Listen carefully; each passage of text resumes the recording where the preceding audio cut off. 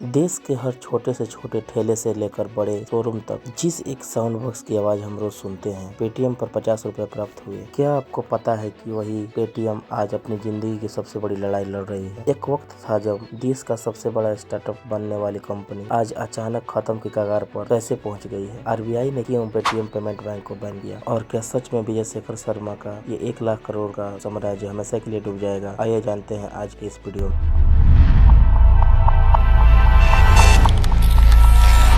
कहानी शुरू होती है साल 2016 में, जब देश में नोटबंदी हुई। जहां पूरा देश कैश के लिए परेशान था, वहां पेटीएम ने बाजी मार ली। पेटीएम करो देश का नेशनल स्लोगन बन गया था। कुछ ही सालों में पेटीएम देश का लगभग हर स्मार्टफोन में पहुंच गया। लेकिन कहते हैं ना कि जब आप बहुत तेजी से आगे बढ़ते हैं तो छोटे छोटे पत्थरों पर ध्यान नहीं देते हैं, और पेटीएम ने भी वही गलती की। लोगों को लगता है कि पेटीएम अचानक बैन हो गया, लेकिन सच में ऐसा नहीं है। आरबीआई ने पेटीएम को पिछले कई सालों से वार्निंग दे रहा था। दिक्कत क्या थी? दिक्कत थी केवाईसी की। आरबीआई ने जब पेटीएम का डॉक्यूमेंट चेक किया तो उसे पता चला कि एक ही पैन कार्ड पर हजारों अकाउंट खुले हुए हैं। कुछ अकाउंट तो ऐसे थे जो बिना किसी वेरिफिकेशन के चल रहे थे, जिससे देश की सिक्योरिटी पर मनी लॉन्ड्रिंग जैसा बड़ा खतरा था। आरबीआई ने बार बार कहा कि अपना सिस्टम ठीक करो, लेकिन पेटीएम ने उस पर बिल्कुल ध्यान नहीं दिया। और फिर वो दिन आता है जब आरबीआई ने अपना डंडा चलाया और पेटीएम पेमेंट बैंक पर बैन लगा दिया। इस एक खबर ने पूरी स्टॉक मार्केट को हिला दिया। पेटीएम के शेयर लगातार 20% गिरने लगे। जो इन्वेस्टर पेटीएम को कल तक गोल्ड माइन समझ रहे थे,